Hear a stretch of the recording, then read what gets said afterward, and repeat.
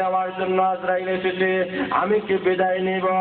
এমনি জিবরাইল আলাইহিস সালাতু ওয়াস সালাম বলেন, ওগো নবীজি, এই দুনিয়াতে যত মানুষ এসেছে সব মানুষের জান আজরাইল কবজ করে। ওগো নবীজি, আপনিও যেহেতু মানুষ, আপনিও মরতে হবেই, তাহলে বোঝা যায় আমাদের নবীর ইন্তেকাল হয়েছে, ওই আজরাইল আলাইহিস সালাতু ওয়াস সালাম নবীর জান কবজ করেছে। এমনি আল্লাহর হাবিব বলেন, আজরাইল আমার জান তুই কবজ করে নে।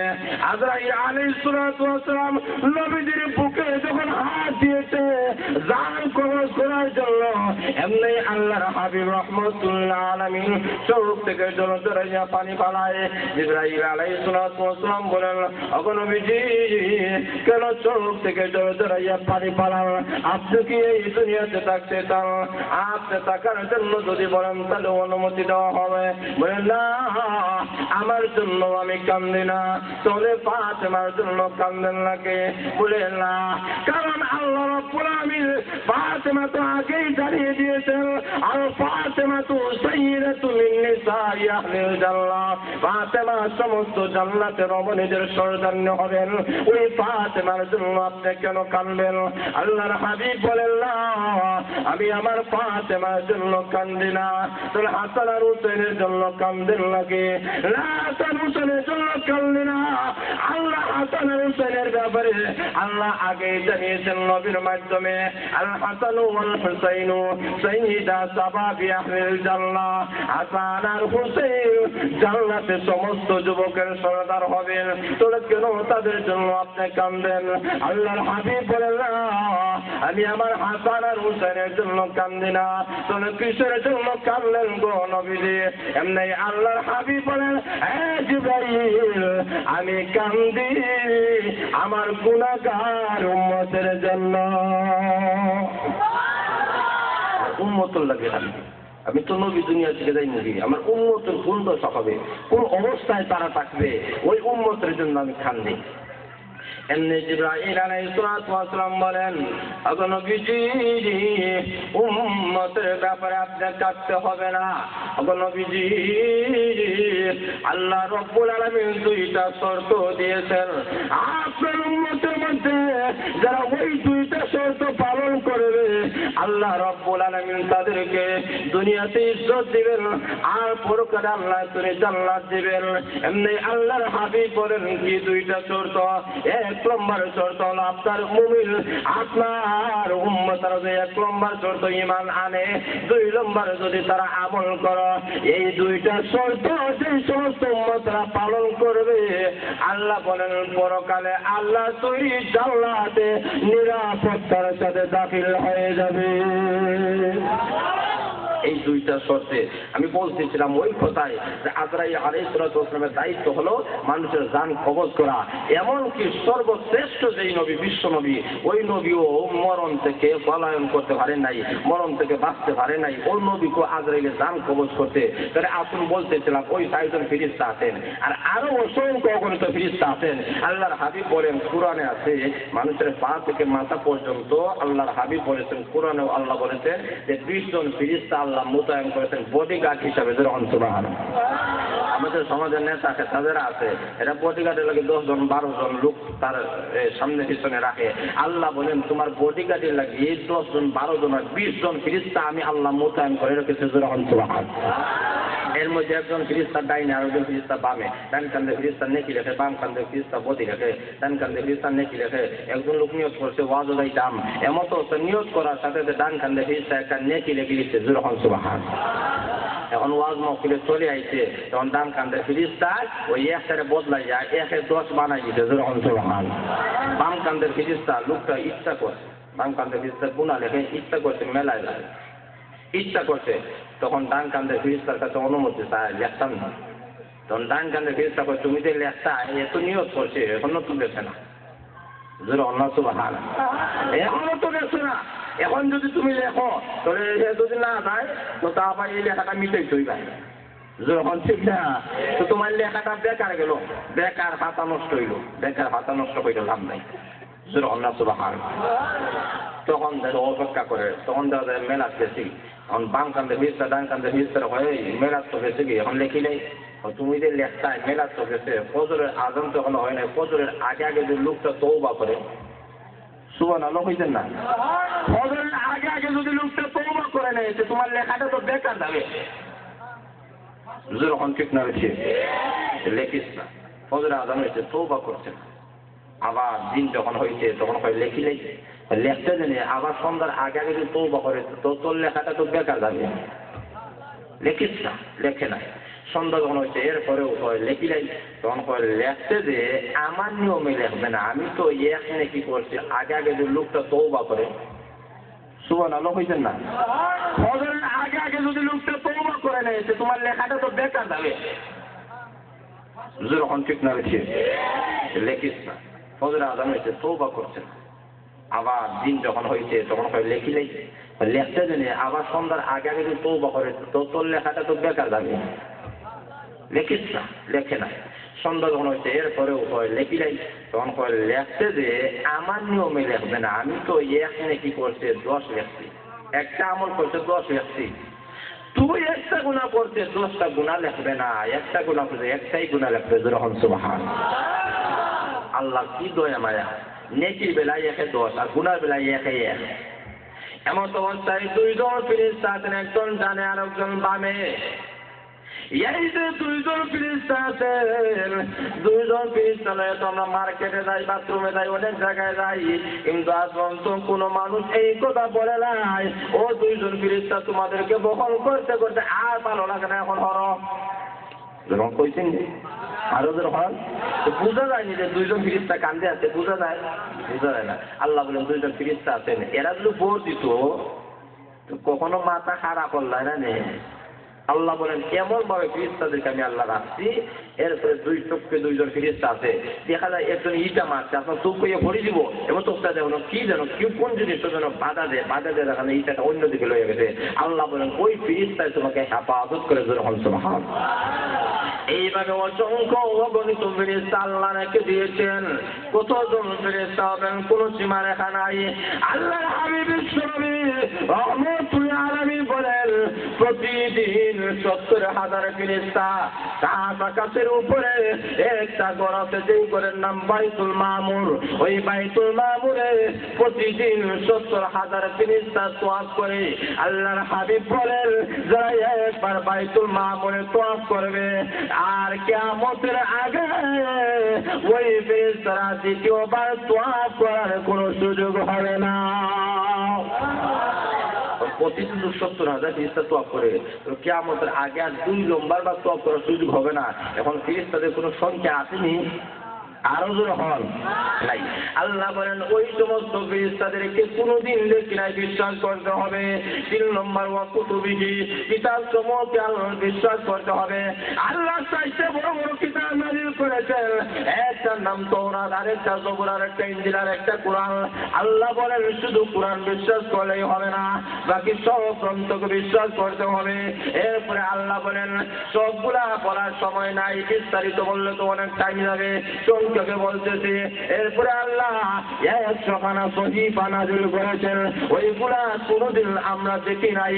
এরপরে বিশ্বাস করতে হবে, কোরআন বিশ্বাস করতে হবে আলহামদুলিল্লাহি রাব্বিল আলামিন থেকে শুরু করে মিনাল জিন্নাতি ওয়াল নাস পর্যন্ত আল্লাহ তাআলা আলোচনা করেছেন, সবগুলা বিশ্বাস করতে হবে। সবগুলা বিশ্বাস করার নাম হয়েছে ঈমানদার। সবগুলো বিশ্বাস করতে হবে। আর কোনো একটা শব্দ, কোনো একটা আয়াত, কোনো একটা শব্দ যদি কেউ অস্বীকার করে আল্লাহ বলে সে লগে লগে কাফির হয়ে যাবে। তাহলে 30 পারা ইমানদার হইতে হলে 30 পারা কোরআন বিশ্বাস করতে হবে। আর একজন লোক কাফির হইতে হলে একটা আয়াত অস্বীকার করলে যথেষ্ট, একটা শব্দ অস্বীকার করলে যথেষ্ট হয়ে যাবে। যেরকম ঠিক না ঠিক। এখন আসুন আল্লাহ রাব্বুল আলামিন সূরাতুল বাকারার 275 নম্বর আয়াতের মধ্যে আল্লাহ রাব্বুল আলামিন সুদকে হারাম ঘোষণা করছেন। আল্লাহ বলেন সুদ হারাম আর ব্যবসাকে আমি আল্লাহ হালাল করেছি, সুদ চিরতরে হারাম। আল্লাহ রাব্বুল আলামিন বলেছেন সুদ হারাম। কেন হারাম এই প্রশ্ন করার আর কোনো যুক্তি নাই, আর কোনো আপত্তি নাই যে সুদ কেন হারাম হইল। আল্লাহ বলছে সুদ হারাম, এটা আমরা মেনে নেওয়ার নাম হয়েছে ঈমানদার। যেরকম ঠিক ঠিক আরো যখন এখন যদি আসতে হন সুদ হারাম হইল কেন? তো আমি বলবো যে পায়খানা হারাম হইল কেন? যেরকম ঠিক না ঠিক, যেই কারণে পায়খানা হারাম সেই কারণে সুদ হারাম। যেরকম ঠিক না ঠিক, আরো যেরকম পায়খানা না পাক সুদও না পাক, এই কারণে হারাম। 2 নম্বর হলো যে সুদ কেন আল্লাহ হারাম করেন? কারণ সুদের মাধ্যমে মানুষের উপকার হয় না, মানুষের ক্ষতি হয়। আরো যেরকম সুদের মাধ্যমে ধনীরা গরিব হয়, গরিবেরা গরিব হয়। আর আল্লাহ এটা চান না যে একদল মানুষ রাত বাচ্চাদের উঠে থাকবে আর আরেকজন হতের ভিখারি হয়ে যাবে, এমন নাই। আল্লাহ বলেন সুদের মাধ্যমে একদল ধনী হয়, আরেকজন গরিব হয়। আল্লাহ বলেন এই কারণে আমি সুদকে হারাম ঘোষণা করে দিয়েছি। এই সুদের মাধ্যমে সমাজের মধ্যে শান্তি আসে না, সমাজে অশৃঙ্খলা ঘটে। এই কারণে আল্লাহ রাব্বুল আলামিন বলেন সূরাতুল বাকারার 275 নম্বর আয়াতের মধ্যে আমি আল্লাহ সুদকে চিরতরে হারাম ঘোষণা করে দিয়েছে। যেরকম সুবহান। এরপরও যারা হয় না সুদ হালাল, আল্লাহ বলেন এরা ঈমানদার নয়, এরা কাফির। আর যখন এরা ঈমানদার নয়, ঈমানদারের কাফারে নয়, এরা কাফির। বলেন যারা সুদ হারাম কেন? রহমত বলেন সুদের অনেক মধ্যে একটা বিষয় হইল গাড়ি আল্লাহ রহমতুল্লাহ আলাইহি বলেন হাবিব বলেন এর যেন আমাদের এর আগে একটা উদাহরণ দেই। আমি যদি বলি এখন বাড়িতে গিয়ে আপনার মার সাথে জিনা, এই কথা যদি বলি আপনারা রাজি না বেরাজি? আল্লাহ হুজুর কেমন ওয়াজ করছে। মাদারওয়ালা যে লোকটা দাদা ফজল হইয়া বইছে, এই লোকের জবে টাকা নাই, আরেকজনে মাছ হয়ে বইছে টাকা নাই, আরেকজনে গ্যাস হয়ে বইছে টাকা নাই। তবে একটাকে দেখা যায় মাল আছে টাকা নাই, আর একটাকে টাকা আছে মাল নাই। যখন ঠিক না ঠিক 500 টাকা লয়া গেছে, মাছ কিনছেন 500 টাকা দেওয়া। তবে তার টাকার অভাব ছিল, মাছওয়ালার টাকার অভাব ছিল। এক টাকা নিল, মাছ দিল। আর আপনার টাকার অভাব নয়, টাকা দিলেন, মাছ দিলেন। এটার মধ্যে আদান প্রদান আছে। যখন ঠিক না ঠিক আরো যখন তখন আল্লাহ বলেন ব্যবসা হালাল কেন? এটার মধ্যে আদান প্রদান হয়। আমার একটা জিনিসের অভাব, এটা আপনি দিলেন, আর আপনার যে অভাব, এই অভাব আমি পূরণ করলাম। এই কারণে ব্যবসা হালাল। আর সুদ হারাম কেন? কারণ ধনীরা ধনী হয়, গরিবেরা গরিব হয়। সংক্ষেপ উদাহরণ দ্বারা আপনি বুঝতে পারছেন অবশ্যই যে সুদ আল্লাহ কেন হারাম করলেন। জমির থাকবে না, তামার মতো গরম হয়ে যাবে। আসরের ময়দানের মানুষরা টেনশনে হয়ে যাবে। সবাই আসরের ময়দানের মানুষরা কিভাবে মুক্তি পাবে? আল্লাহ আল্লাহ মুক্তি দিয়ে দাও। আল্লাহ রাব্বুল আলামিন বলেন না, তোমাদেরকে মুক্তি দেওয়া হবে না যতক্ষণ পর্যন্ত তামাম জিন্দেগির হিসাব দেওয়া না হবে। ওই পরিমাণ জায়গা পাবে, ওইটা পা যারা করিয়া রাখছে যেই পরিমাণ জায়গা, ওই পরিমাণ জায়গা পাইবে।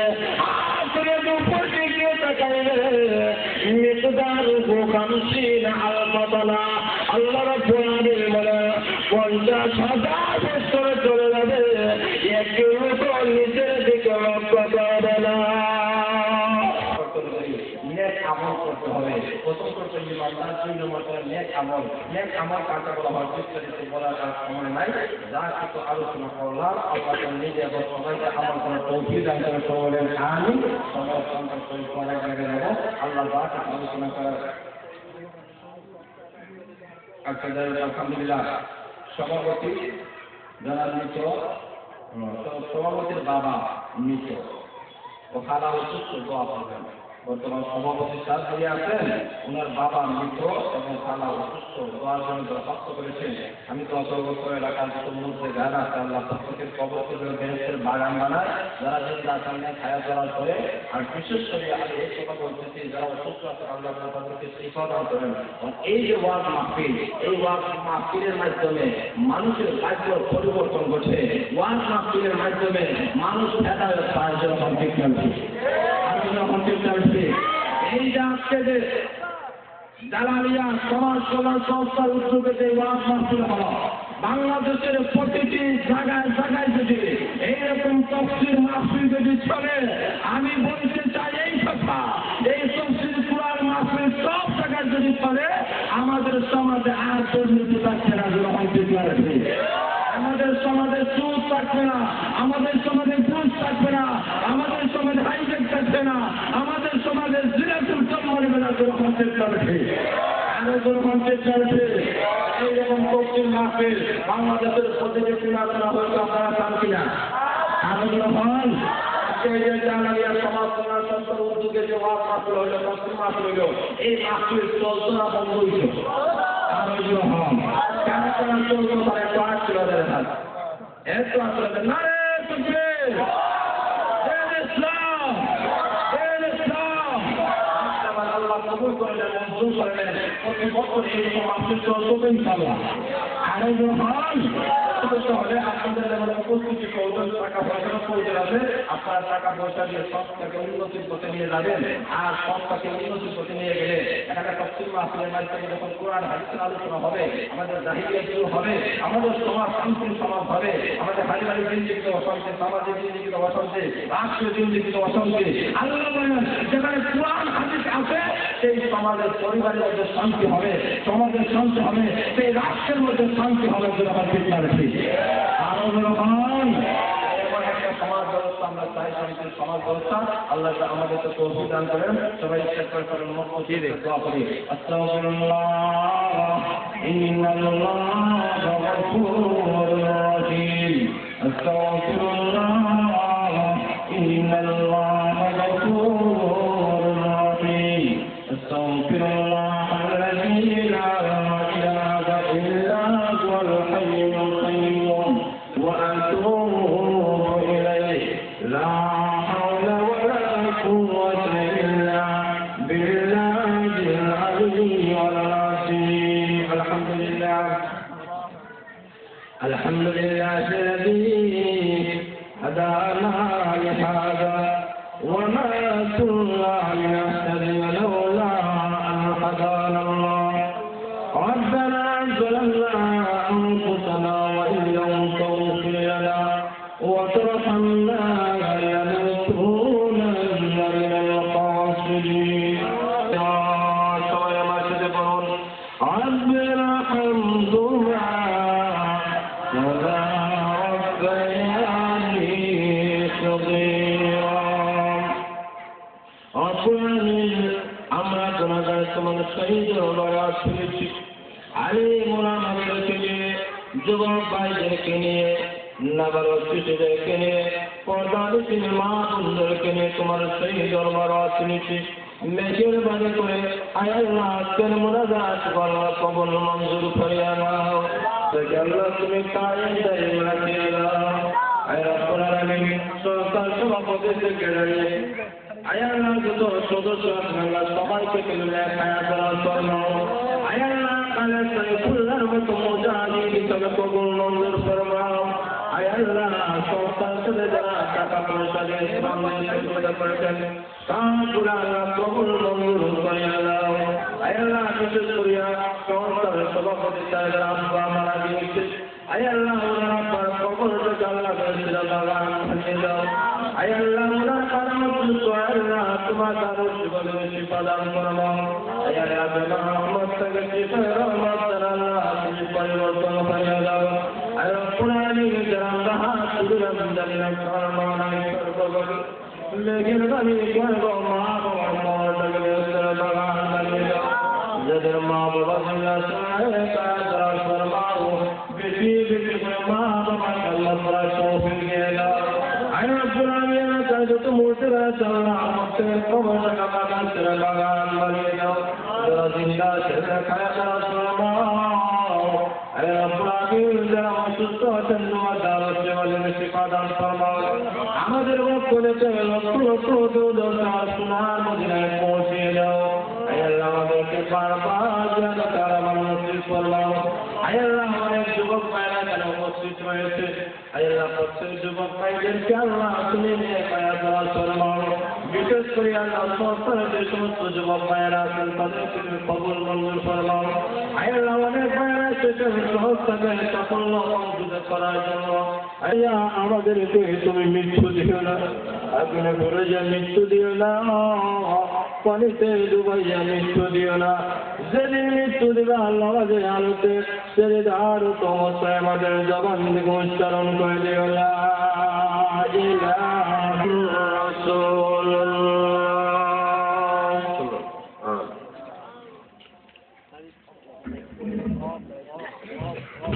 আলহামদুলিল্লাহ